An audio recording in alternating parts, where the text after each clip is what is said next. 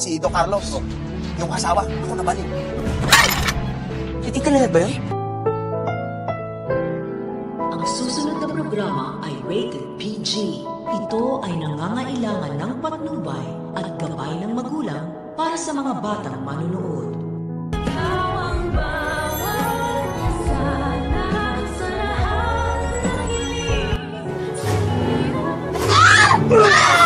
Paimbestigahan natin si Carlos. Wala na nga talagang paraan para makatakas si Lynette sa kanyang sariling pamamaraan dahil nga lahat ng kanyang ginawa ay mga palpak naman. Lalo pa ngayon na pagbubuntalin siya ng kanyang asawa matapos niya itong sagutin. Samantala dahil ilang araw nang nawawala si Lynette at si Carlos ay maiisip ni Giselle na kailangan na yata nila itong paimbestigahan sa kanilang private investigator na si Froilan. Pero bago pa nga tawagan ni Robert itong si Froilan ay biglang sasabat itong si Justin at pagmamalaki niya na maaari daw siyang makatulong sa pag-iimbestiga dito kay Carlos dahil matatandaang may mga ebidensya na nga siyang hawak laban dito kay Carlos. Pero wag lang talagang kumontra itong si Eric dahil alam naman natin na lahat ng plano ni Giselle ay pilit sinasabutahin ito. Sa kabilang banda, ito naman palang si Araman ay may pagkamarites din dahil ikakwento niya sa kanyang mga kainuman na ito daw palang asawa ni Don Carlos ay nababaliw na.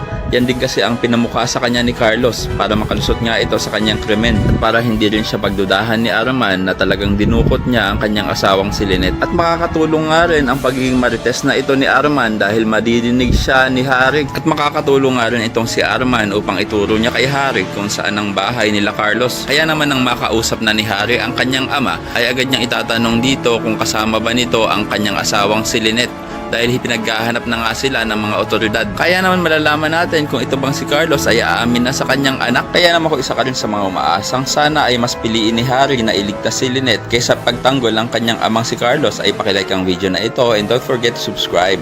Thanks for watching and see you next time. Bye-bye!